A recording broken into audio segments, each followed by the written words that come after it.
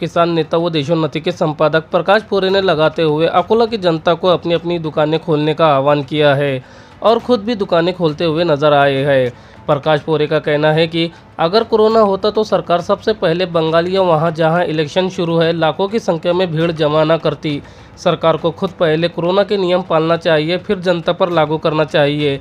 इस लॉकडाउन से गरीबों को तकलीफें दी जा रही है। प्रकाश पोरे की इस दिलेरी को देख अकोला व आसपास की जनता में खुशी की एक लहर देखने को मिली है कि कोई तो उनके दुख दर्द को समझा और उनके लिए सड़कों पर उतरा।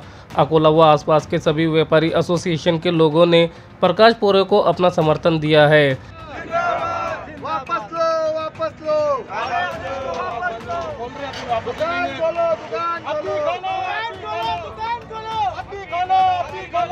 आपको बता दें कि अकोला के सभी व्यापारी एसोसिएशन के लोग इस संदर्भ में प्रकाश पोरे को एक निवेदन भी दे चुके हैं।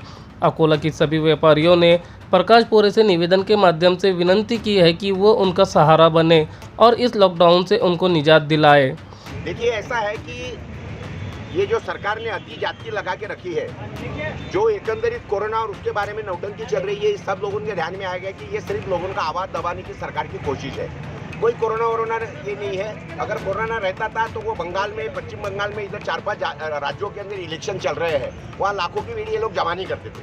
पंतप्रधान और हमारे गृह मंत्री सब लोगों को शाने बना सिखाते हैं। उनको बोलना पहले खुद पालो ना कोरोना के नियम।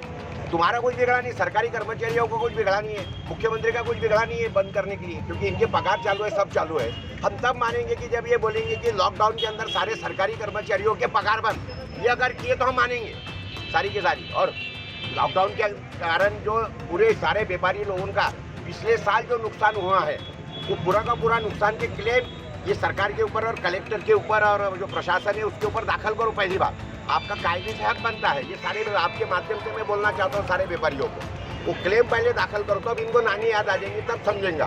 इनको निकले में बैठे एयर कंडीशन ऑफिस में बैठ के इस तरीके से लॉकडाउन बोलना कि इनके लिए बड़ा सोपा है, लेकिन उनको बोला पहले तुम्हारे पगार बंद करो, हमारे पहले नुकसान भर के दो पिछले साल के, और आज से जो कल से जो हमने दुकान बंद रखे उसके हमारा जो नुकसान हुआ वो नुकसान भर के दो। हम जरूर से लॉकडाउन पालेंगे, हमको कोई तकलीफ नहीं है। व्यापारी संगठन ने कल जो निवेदन दिया उसके बारे में आश्वासन जिलाधिकारी साहब ने क्या दिया? व्यापारी संगठन ने निवेदन दिया, कल आश्वासन दिया गया है कि उनके हाथ में कुछ नहीं है। वह बोलते हैं सिर्फ कि ये सब सीएम ऑफिस से ऑर्डर है, हम इसमें कुछ भी नहीं कर सकते। बिल्कुल सही बोला, डिसीजन तक चेंज नहीं कर सकते। बिल्कुल कलेक्टर साहब ने, हमारा कलेक्टर से, एसपी से, कमिश्नर से, आयुक्त से कोई झगड़ा नहीं है। हमको भी मालूम है कि ये यानी हुकुम के गुलाम है, ऊपर से हुकुम आया लॉकडाउन। तो हमारा भी बोलना यही है, कलेक्टर साहब को नम्र निवेदन ये है कि आप ऊपर ये निवेदन दे दो कि कोई व्यापारी हमारा मानता नहीं है और सारे के सारे हैं, आप हमको बता दो, शूट एट साइड का ऑर्डर दे दो। बोलना हम जाके सबको, दुकान जिसने खोला उसको जाके गोली मार के खत्म कर देंगे। ये कलेक्टर साहब को बोलना तुम जाके मुख्यमंत्री को पूछ लो, परमिशन ले लो सबकी। फिर दुकान खोला, समझे क्या, उसकी दुकान को आग लगा दो या फिर शूट एट साइड का ऑर्डर हमको दे दो, बोलना तो हम जरूर करेंगे। ऐसा कलेक्टर साहब ने ऊपर मुख्यमंत्री को बोलना चाहिए, क्योंकि अभी स्थिति जो है वो ज़्यादा स्फोटक हो गई है। घर को भी जाके मरना है, फिर उससे बेटर है दुकान खोल के मरेंगे ना, उसमें क्या तकलीफ क्या है। इसी तरह आज किसान नेता व देशोन्नति के संपादक प्रकाश पोरे ने खुद बारसी टाकली जाकर अपने हाथों से वहां भी मार्केट की सभी दुकानें खोली और बारसी टाकली के नागरिकों से भी अपील की कि वो भी अपनी सभी दुकानें खोले। प्रकाश पोरे ने वहां के तहसीलदार व थानेदार से मुलाकात कर लॉकडाउन के बारे में भी बात की। अकोला 24 न्यूज़ के लिए इरशाद अहमद और इरफान अहमद शेख की खास रिपोर्ट। टाकली शहर में हमारे प्रकाश पोरे साहब यहाँ पर आए और इन्होंने यहाँ पर सारी जो दुकानें थी जो लॉकडाउन की वजह से बंद पड़ी थी, वो दुकानें उन्होंने खुद खोली है और पब्लिक को यह कहा है कि अगर कोई दुकान अपनी बंद रखता है तो मैं आके खुद उसका ताला खोलूँगा और कानून को अपने हाथ में न ले।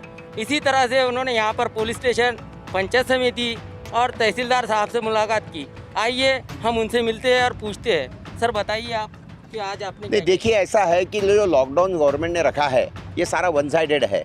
गवर्नमेंट का इसके अंदर कोई नुकसान नहीं है। गवर्नमेंट का जो भी रेवेन्यू था, उनको पेट्रोल डीजल बिक रहा है उसके ऊपर उनको टैक्स मिल रहा है, 200% टैक्स ले रहे हैं। दारू की दुकानें खुली है उसके ऊपर उनको शराब का जो भी रेवेन्यू है वो सारा मिल रहा है।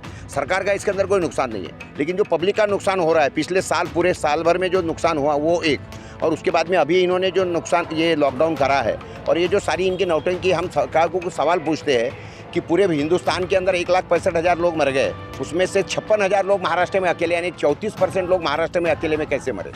ये आंकड़ेवारी क्या है, ये हमारे को पहले इसका खुलासा करो। ये तुम्हारी नौटंकी जो है हम ये समझ गए और ये चलने नहीं देंगे इसके आगे हम। पूरे देश के अंदर कहाँ पे भी कोरोना नहीं है। और कोरोना जो तुम बोल देना कि शाम को घूमता है 7 बजे से तो रात को सुबह 7 बजे तक, तो यानी दिन में कोरोना क्या करता है ये भी हमको समझना चाहिए। ये कोरोना सिर्फ रात को ही काम करता है, इसलिए ये सारे कोरोना की नौटंकी हमारे ध्यान में आई। इसलिए इसकी दुकान बंद नहीं रखेंगे इसके आगे, ये बिल्कुल ठहरा लिया है।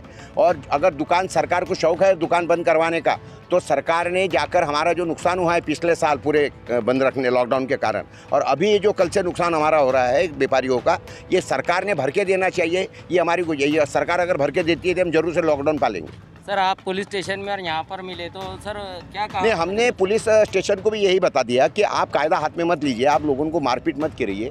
मेरे पास में लोगों ने शिकायत की है कि वो आके उनका दुकान तोड़ते हैं, डंडे के मारते हैं, फेंक जोक करते हैं दुकान की। तो हमने बोले कि भाई वो अगर ऐसा करते तो आप जरूर से वीडियो शूटिंग करो, तो ये बताने दे